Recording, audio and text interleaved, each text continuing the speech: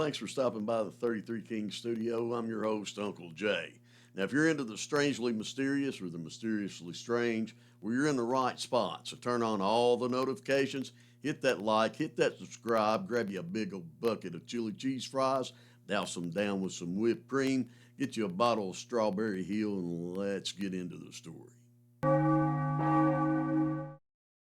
Normally, when people think of the occult and the devil in the music industry, well, the first thought that comes to mind is Robert Johnson's deal with the devil.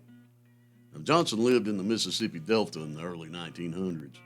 He started playing music when he was very young. But his early music, well, it didn't really impress anyone. Son House, who was a talented blues musician, once told Johnson, "Put that guitar down, son, you're driving people nuts." However, Johnson didn't put the guitar down. He kept practicing, but no matter how hard he tried, he just didn't seem to improve. Then one day, Johnson disappeared. No one was sure where he was, but for about 6 months, the Mississippi Delta was free from the racket of Robert Johnson's music. So the story goes, Robert disappeared and went to Clarksdale, Mississippi. And in the 61 and 49 intersection, called the Crossroads, in which he wrote the song about, a large, tall black man walked up behind him, tuned his guitar, and sent him back the greatest blues musician to ever live. But now Robert, he's not the first one to have been rumored to sell his soul. Oh no, it goes way back before we even had modern recordings of any kind. Niccolo Paganini, an Italian violinist and composer, born October 27th in 1782 in Genoa, Italy. He's widely regarded as one of the most virtuous, influential musicians of his time. Paganini's exceptional talent earned him the nickname the Devil's Violinist, and his music captivated audiences throughout Europe. The legend goes that Paganini's exceptional skills, well, they weren't solely attributed to his hard work and his talent.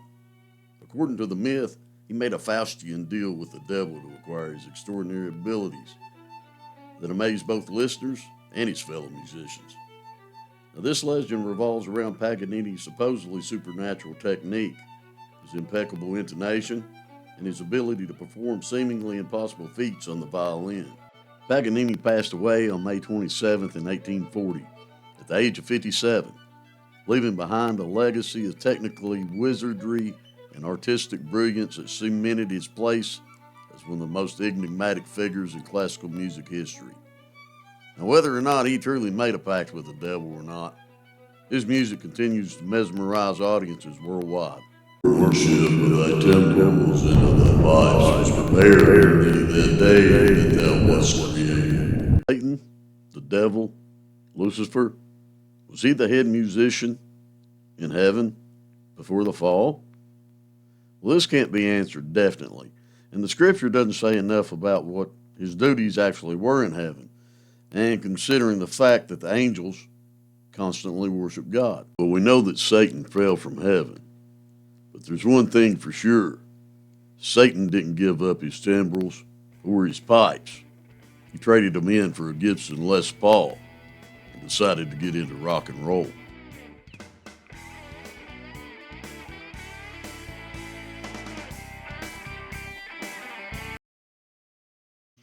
So why is it the occult and Satan play such a role in the music industry, especially within rap and rock and roll? Do you think Satan's really interested in the music, the fame, the glam, the fortune, and all the flash and pizzazz? Of course not.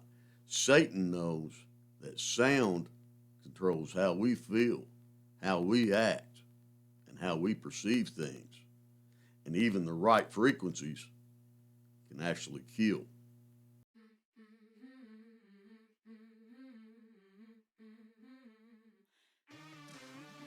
Sound and frequency truly have a remarkable impact on both the brain and the body.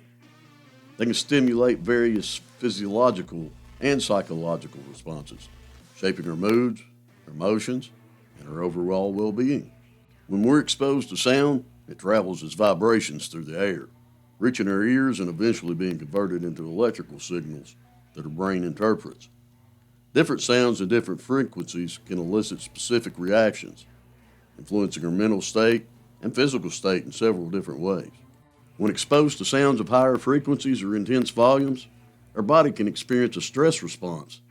Now, these sounds may trigger the release of adrenaline and cortisol, causing an increase in heart rate, blood pressure, and muscle tension. Prolonged exposure to loud or disturbing sounds can result in anxiety, irritability, and even physical discomfort. Now, the ancient Egyptians were known for their profound understanding of the mysteries of the universe, and the use of sound and frequencies was a crucial component of their spiritual and cultural practices. Now, they believed that sound held a profound power to shape and influence the world around them, enabling them to connect to the divine and unlock hidden knowledge. The mystery schools were secretive institutions that dived into esoteric teachings, seeking to uncover the deepest truths of existence. The sound frequencies and vibrations played a central role in their curriculum, and they understood that everything in the universe consisted of energy and motion, including sound waves. One of the most prominent examples of the Egyptians' knowledge of sounds and frequencies is found in the construction of their grand temples. Now, these structures were not only architectural marvels, but were acoustically designed to enhance the experience of ceremonies and rituals. By utilizing certain architectural features such as reverberation chambers and specific angles, the Egyptians were able to create resonant spaces that amplified and carried sound throughout the temples. Now, the chanting and the rituals performed within these spaces were believed to harness the power of sound to connect with the divine realm.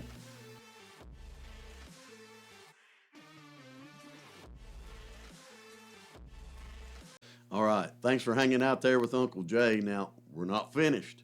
Hit that like, hit that subscribe, turn on all notifications, and here we go. Now, I know you're probably thinking I got a little bit off topic, but I didn't.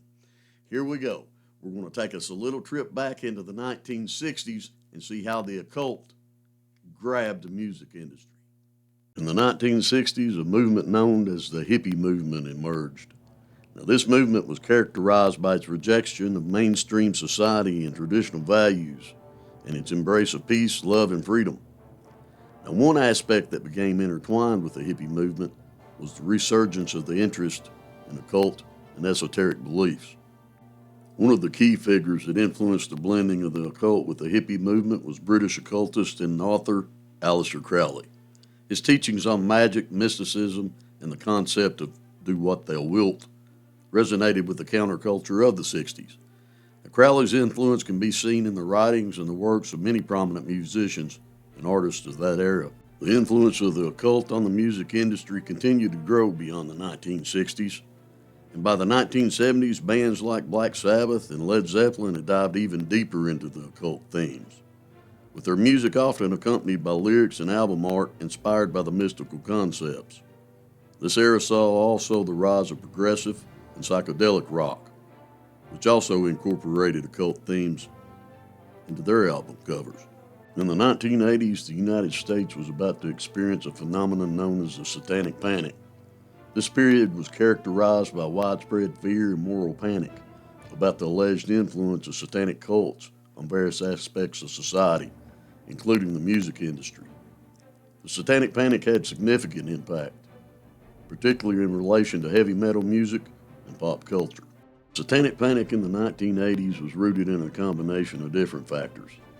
Sensationalized media stories and highly publicized criminal cases and the rise of conservative religious movements all played a role in heightening fears about satanic cults. And many believed that these cults were conducting ritualistic sacrifices, engaging in widespread abuse, and using subliminal messages in media, including music, to influence young people. As a result, heavy metal music with its dark and often occult imagery became a primary target of the Satanic Panic. And bands like Judas Priest and artists like Ozzy Osbourne faced accusations of promoting Satanism and corrupting young minds through their music. Controversies erupted around their lyrics, album artwork, and stage performances, which were often misinterpreted as endorsing and glorifying satanic practices. One of the most notable legal cases associated with the Satanic Panic was the 1985 trial against the band Judas Priest. The band was sued by the parents of two teenagers who tragically committed suicide. and the parents claimed that the band's subliminal messages in the music had compelled their children to take their lives. The trial gained widespread media attention, and though the band was ultimately acquitted, the incident fueled the hysteria surrounding satanic influence in the music industry.